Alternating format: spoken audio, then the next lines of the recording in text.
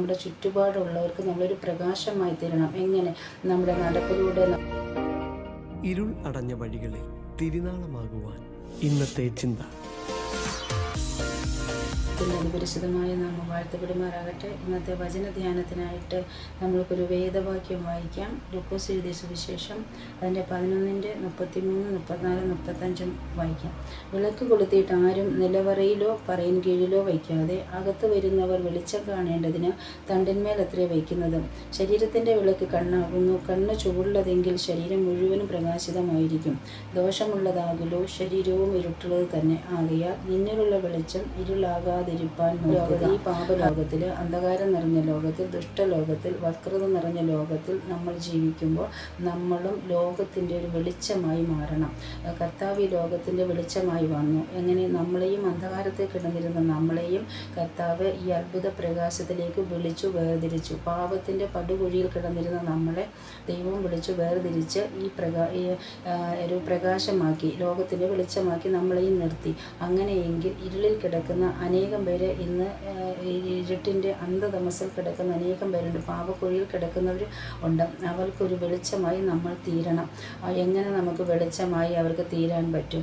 നമ്മളും കർത്താവിൻ്റെ ഈ സുവിശേഷവുമായി, ഈ സത്യസുവിശേഷവുമായി, ഈ സുവിശേഷം വെളിച്ചമാണ്. നമ്മൾ സുവിശേഷം, ഈ നല്ല വാർത്തയുമായി, ഗുഡ് ന്യൂസുമായിട്ട് അന്ധകാരത്തിൽ കിടക്കുന്ന ഒരു കൂട്ടം ജനത്തിൻ്റെ അടുത്തോട്ട് നമ്മളും പോകണം. നമ്മൾ ചെന്ന് അവരോട് നമ്മൾ ഈ വെളിച്ചം അവർക്ക് കാണിച്ചു കൊടുക്കണം. അപ്പം നമ്മളിലുള്ള വെളിച്ചം പ്രകാശിതമായി തീരണമെങ്കിൽ നമ്മൾ എന്ത് ചെയ്യണം?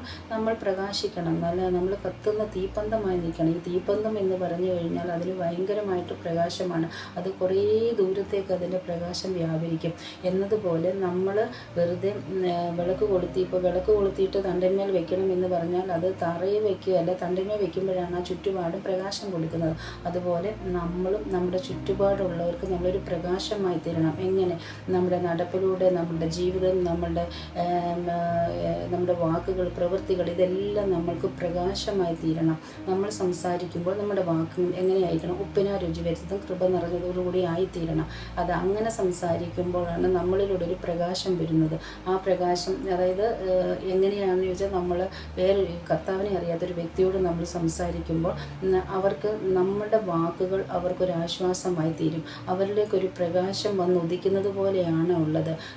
ഹൃദയം നുറങ്ങിയ യഹോവ സമീപസ്ഥൻ, മനസ്സ് തകർന്നവരെ അവൻ രക്ഷിക്കുന്നു എന്ന് വചനം പറയുന്നു. അപ്പോൾ ഹൃദയ നുറുക്കത്തിൽ ഇരിക്കുന്നവരെല്ലാം ഈ അന്ധതമസിൽ കിടക്കുവാണ്.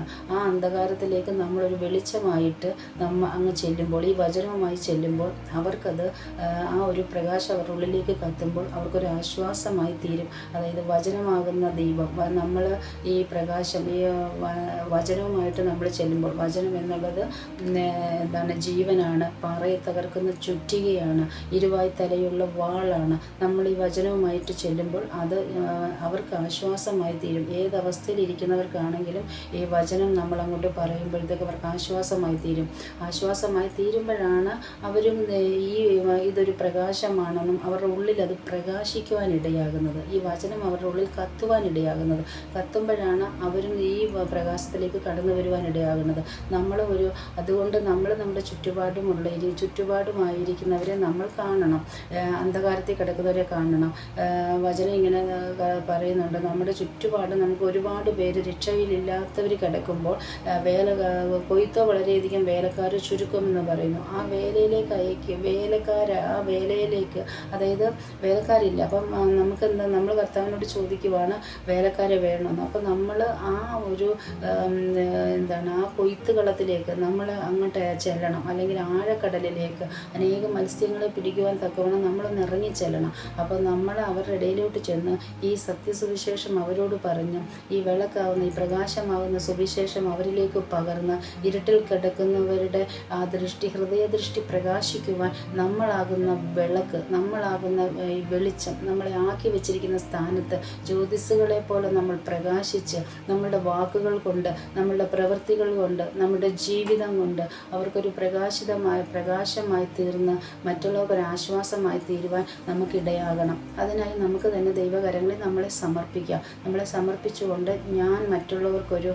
അനുഗ്രഹമായി തീരണമെന്ന് നമുക്ക് ഓരോരുത്തർക്കും ആഗ്രഹിക്കുക, ഒരു പ്രകാശമായി തീരണമെന്ന് ആഗ്രഹിക്കുക. അതുകൊണ്ട് നമ്മളുടെ ഓരോ വാക്കുകളും ഓരോ പ്രവൃത്തികളും മറ്റുള്ളവർക്ക് അനുഗ്രഹമായി തീരുവാൻ, പ്രകാശമായി തീരുവാൻ നമ്മളെ തന്നെ സമർപ്പിച്ചുകൊണ്ട് ദൈവകരങ്ങളിലേക്ക് നമ്മൾക്ക് മുഴുവനായി നമ്മളെ സമർപ്പിക്കാം. ഈ വചനങ്ങളെ ദൈവം നിങ്ങളെ അനുഗ്രഹിക്കട്ടെ. സ്തോത്രം.